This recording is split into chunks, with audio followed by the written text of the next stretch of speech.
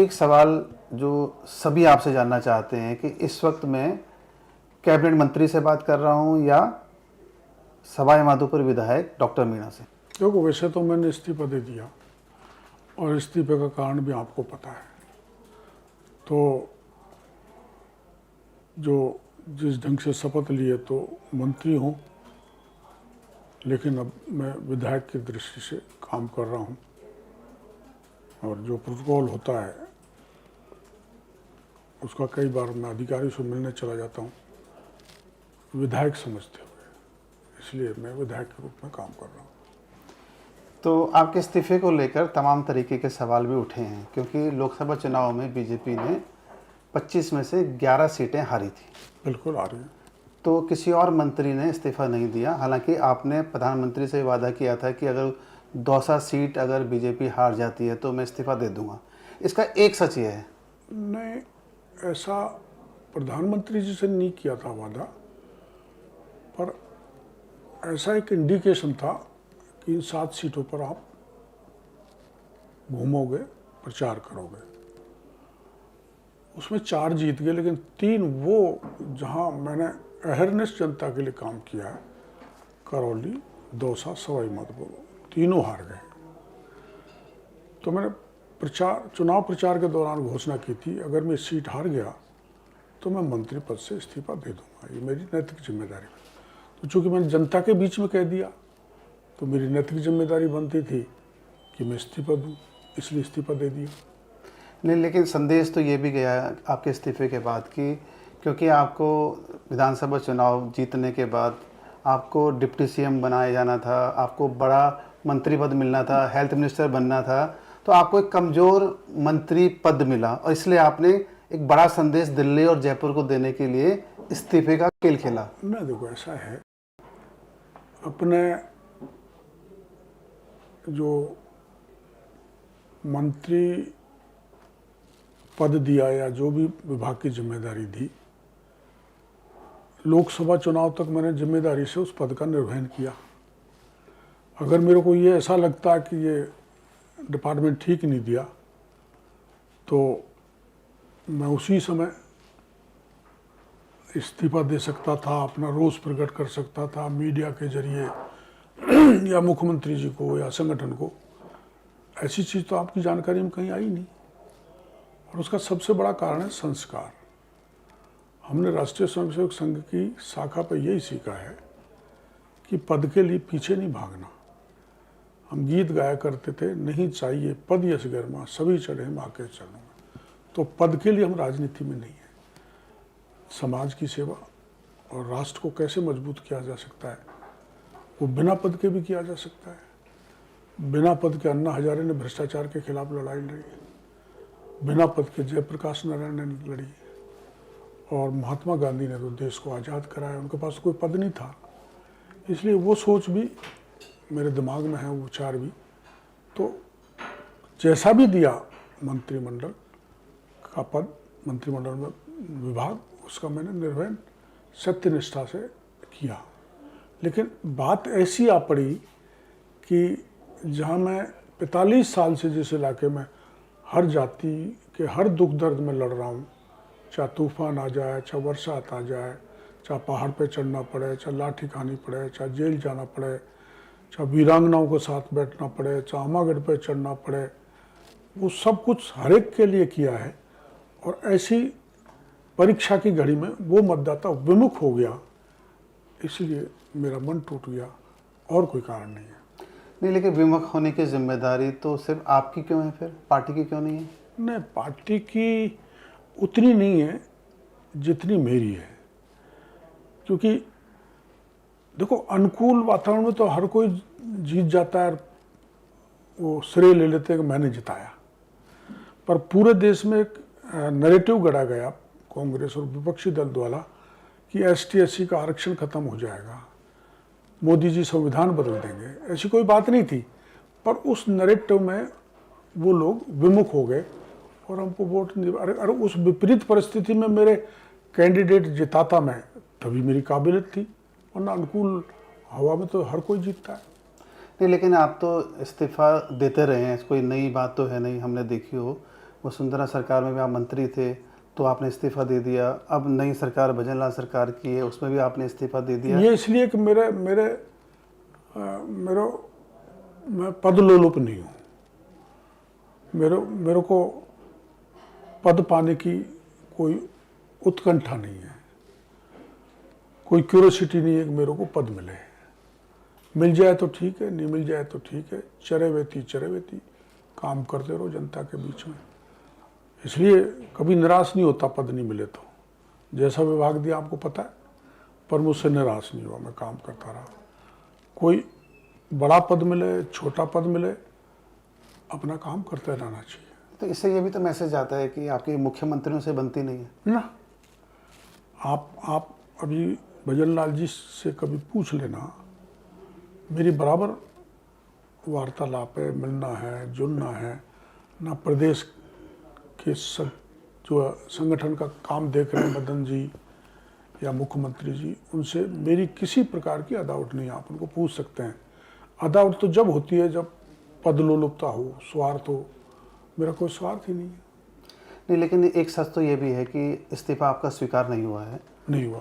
तो आप अभी मंत्री हैं, पद और गोपनीयता की शपथ आपने ली है, लेकिन आप जो है जो सबूत हैं, चाहे वो आरपीसी से जुड़े सबूत हों, पेपर लीक से जुड़े हुए सबूत हों या दूसरे भ्रष्टाचार के जो सबूत हैं, आप उनको किसी एसओजी के दफ्तर में जाके सार्वजनिक कर रहे हैं।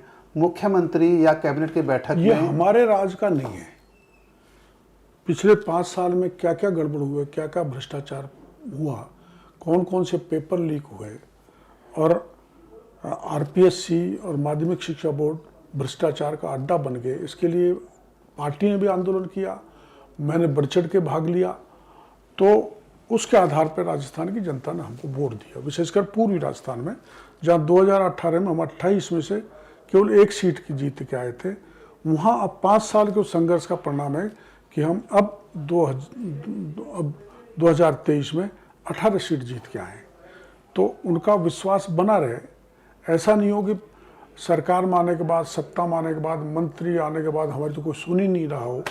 इसलिए मैं इन मामलों को, पिछले राज के घोटालों को, कबाड़ों को, रेगुलेटरीज को, पेपर लीक को, सबको उठा रहा हूँ। मैंने डीओआईटी का मामला उजागर किया, आपको पता है 3,500 करोड़ का घोटाला था, गहलोत साहब के राज में हुआ था। वो परिवार 2 दर्ज हुए थे एसीबी में। गहलोत साहब से परमिशन मांगी, लेकिन गहलोत साहब ने परमिशन नहीं दी 17A के तहत। तो मैंने उस समय उस पर धरना दिया था, आवाज़ भी उठाई। तो अब भी मुख्यमंत्री जी को कहा भाई 17A के तहत इनमें वो दो। तो 10 FIR दर्ज करने के लिए मैं डीओआईटी का मामला। अभी अगर मैं सरकार में बैठ के चुप हो जाऊं तो जिन्होंने वोट दिया है उनके साथ धोखा है कि नहीं?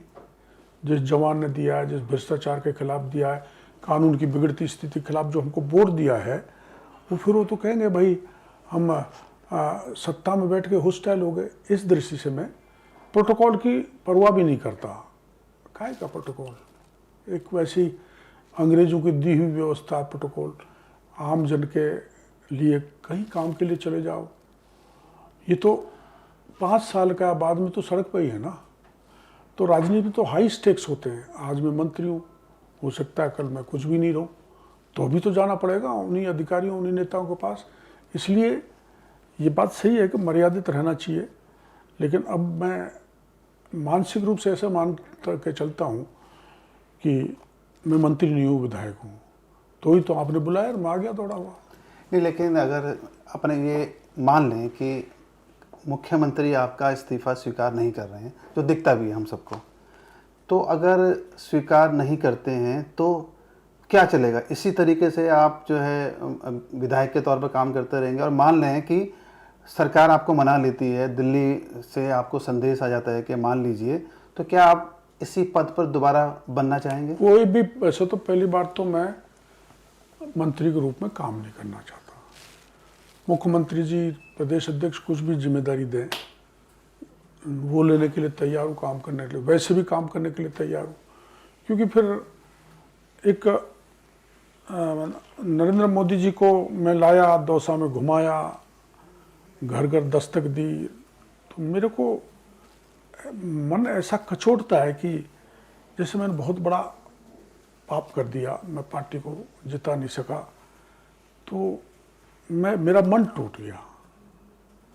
इसलिए ये स्थिति है कि मैं मुख्यमंत्री जी को भी मैंने कह दिया, राष्ट्रीय अध्यक्ष नड्डा जी को कह दिया कि इसमें कोई मैं कुछ अलग चाहूँ, बड़ा पद, इसमें को और मंत्रालय, उस दृष्टि से नहीं है। मेरे तो मन ही टूट गया भाई, जिनकी तरह लगातार सेवा की हर परिस्थिति में, वो इतने विमुख क्यों हो गए। तो मैं अपने आप में मैं दोषी हूँ, पार्टी का, संगठन का कोई दोष नहीं है। इसलिए फिर अगर मैं अब दोबारा उसको स्वीकार करूँगा तो लोग कहेंगे यार ये ढोंग हो गया, ये नाटक हो गया, केवल लोगों को खुश करने के लिए ये नौटंकी की। तो मैं नौटंकीबाज कहलवाना पसंद नहीं करता। तो पिछले सरकार के जो अफसर थे, आपने उन पर काफ़ी सड़क पर भी लड़ाई लड़ी, उनके खिलाफ भ्रष्टाचार की लड़ाई लड़ी।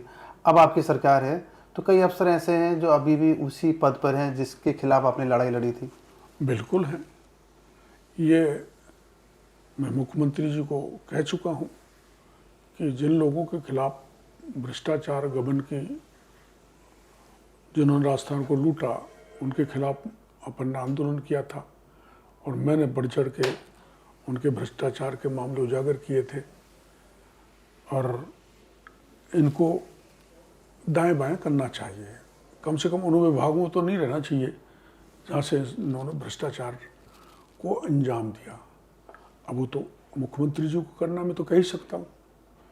उसके बाद भी मैंने DOIT में 10 FIR दर्ज करने की मांग गृह राज्य मंत्री जी से की है, जो उन्होंने DG को पत्र लिखा है। तो आपने RPSC के पूर्व जो 4 सदस्य हैं उन पर भी भ्रष्टाचार के आरोप 3 चेयरमैन पर आरोप 2018 का RS परीक्षा, 2021 की RS परीक्षा में 3, जिसमें शुरू के दीपक उप्रेती जी, बीच में शिव सिंह राठौड़ एडहॉक बने और तीसरे श्रोत्रिय जी, तीनों पर प्रमाणित आरोप मैंने मुख्यमंत्री जी को दे दिए हैं। तो क्या सबूत है आपके पास? तो वो सबूत तो लंबे पूरे हैं, उसमें थोड़ा ज़्यादा आपको समय लगेगा।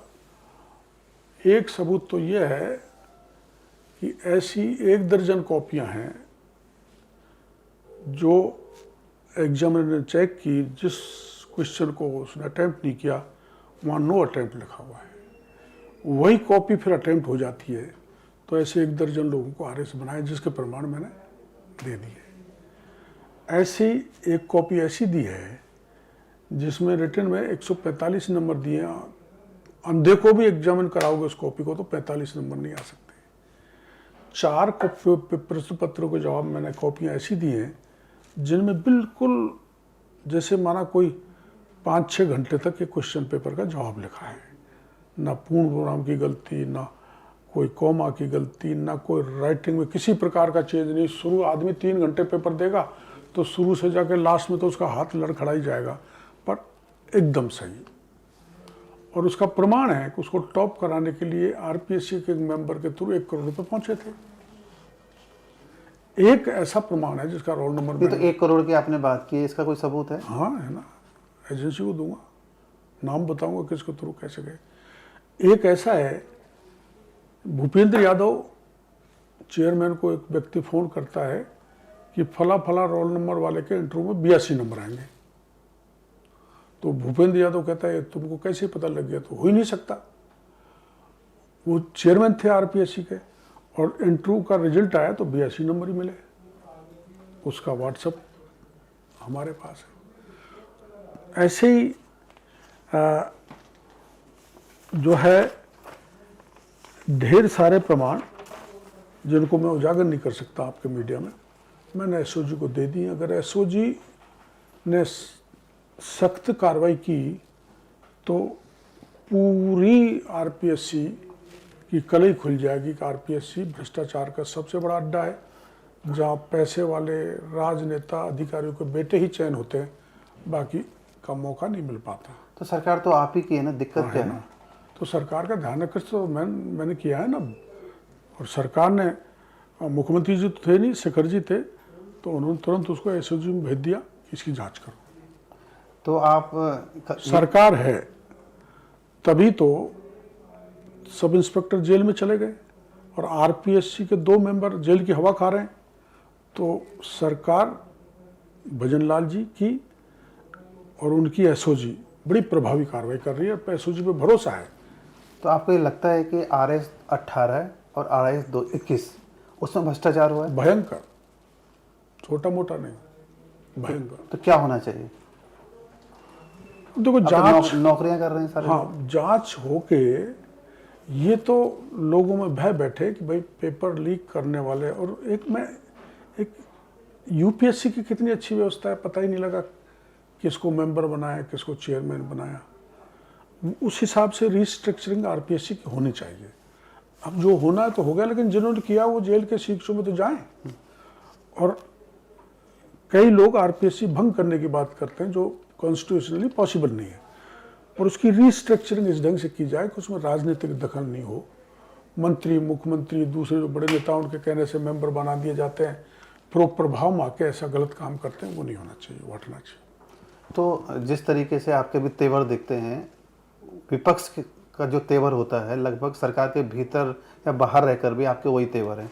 तो गोविंद सिंह डोटासरा जी कांग्रेस के अध्यक्ष हैं, वो ये कहते हैं कि जो सरकार के खिलाफ हम लड़ाई लड़ रहे हैं वही लड़ाई डॉक्टर मीणा भी लड़ रहे वो हैं। भूल गए डोटासरा जी कि ये जो लड़ाई है ये पिछली उनकी सरकार के कबाड़े हैं, चाहे रीट के हो, एन के हो, लेक्चर के हो, आरएस के हो, आरटीएस के हो, और किसी प्रकार का जो गड़बड़ घोटाला हुआ है उनके पिछले 5 साल के राज में हुआ है।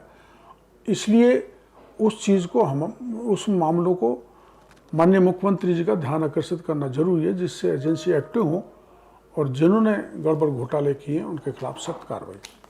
अभी कुछ दिनों बाद जो है 7 सीटों पर उपचुनाव होने हैं, तो आप राजस्थान की राजनीति को जिस तरीके से समझते हैं, बीजेपी की तस्वीर आपको कैसे दिखती है इन 7 उपचुनावों में? देखो, एक सीट सालों भर को छोड़ के बाकी जगह 6 जगह कांग्रेस थी, एक जगह वो आरएलपी मान सकते हैं। तो ये जो लोकसभा के चुनाव में एक हवा चलाई गई कि आरक्षण खत्म हो जाएगा, अब सुप्रीम कोर्ट ने अपना वर्जन दिया कि क्रिमी लेयर लागू होनी चाहिए, तो प्रधानमंत्री जी ने मना कर दिया नो क्रिमी लेयर, क्योंकि ये प्रावधान आर्टिकल 341, 342 में न तो क्रिमी लेयर लागू होगी ना कोई वर्गीकरण होगा जातियों का।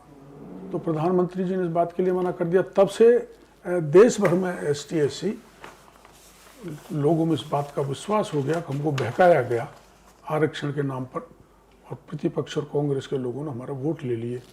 अब वो वातावरण बदल गया। एक दूसरा, एक लोक लुभावना बजट मुख्यमंत्री जी ने दिया है, और लोगों ने जो जीत के गए उनको परखा हुआ है कि उन्होंने 8 महीने में जनता के बीच में क्या किया है। इसलिए हमारा काम देख के मेरे को पूरा भरोसा है हम 7 की 7 सीट जीतेंगे।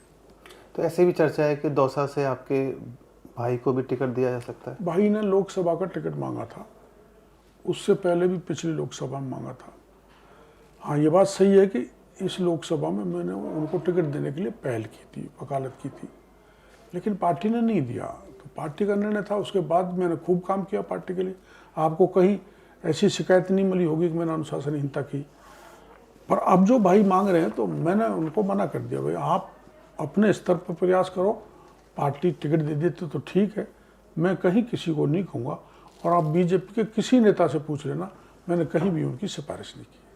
तो एक सवाल सभी जानना चाहते हैं कि जैसे कि जल जीवन मिशन है, आरपीएससी है, पेपर लीक है, तो ये सारे सबूत आप तक लेकर कौन आता है? देखो, जल जीवन मिशन का एक एक्टिविस्ट था, उसने 3-4 जगह कागज दिए, वो दब गए, लेकिन मेरे को दिए तो जल जीवन मिशन के सारे घोटाले खोल दिए। ऐसे रीट का भी किसी ने दिया मेरे को। तो राज्य के ऐसे लोग मान के चलते हैं कि जो भी मैटर, जो भी मसाला, जो भी जानकारी हम डॉक्टर किरोड़ीलाल के पास ले जाएंगे वो उसको अंतिम परिणाम तक पहुंचाएंगे। ऐसा विश्वास राजस्थान की जनता में बैठा हुआ है। उस कारण लोग बाग मेरे पास नई से नई सूचनाएं लाते और उनको दबा के बैठ जाना किसी भी स्थिति में ठीक नहीं, चाहे मैं राज में हूँ, पर उसको उजागर करना मेरी नैतिक जिम्मेदारी है, इसलिए उजागर करता रहता हूँ। नहीं, लेकिन सरकार के भीतर रहकर भी आप सरकार के बाहर सड़क पर सब चीज़ें ला के लेकर आते हैं। मैं सड़क पे तो दूसरी चीज़ हो गई, मैं धरने पे बैठ जाऊं, प्रदर्शन कर दूं, आंदोलन कर दूं, जो नहीं कर रहा, क्योंकि मेरी एक मर्यादा है।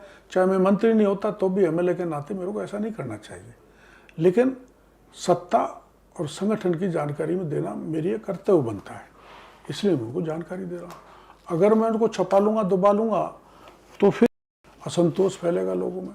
इसलिए आमजन, भारतीय जनता पार्टी के प्रति विश्वास बना रहे आमजन में, इसलिए मैं उनको उजागर कर रहा हूँ। एक आखिरी सवाल ये है कि आपको सरकार के भीतर काम करने में अच्छा लगता है या सड़क पर सरकार को चुनौती देने में? वैसे तो मेरे को बाहर रह के काम करने में बड़ा आनंद आता है, क्योंकि कोई दुखिया हो आया और सरकार में बात रखने के बाद भी जो काम नहीं होता तो बड़ी परेशानी होती है। और वैसे बाहर रह के किसी का काम हो जाता है, तो जैसे डॉक्टर एक मरीज, गंभीर मरीज का इलाज कर देता है, उसका जीवन बचा देता है, उसको बड़ी आत्मसंतुष्टि होती है। वैसे ही जो कोई मेरे पास काम लेकर आता है, बाहर में काम करता हूँ, तो मेरे को बड़ा आत्मसंतुष्टि होती है, आनंद होता है।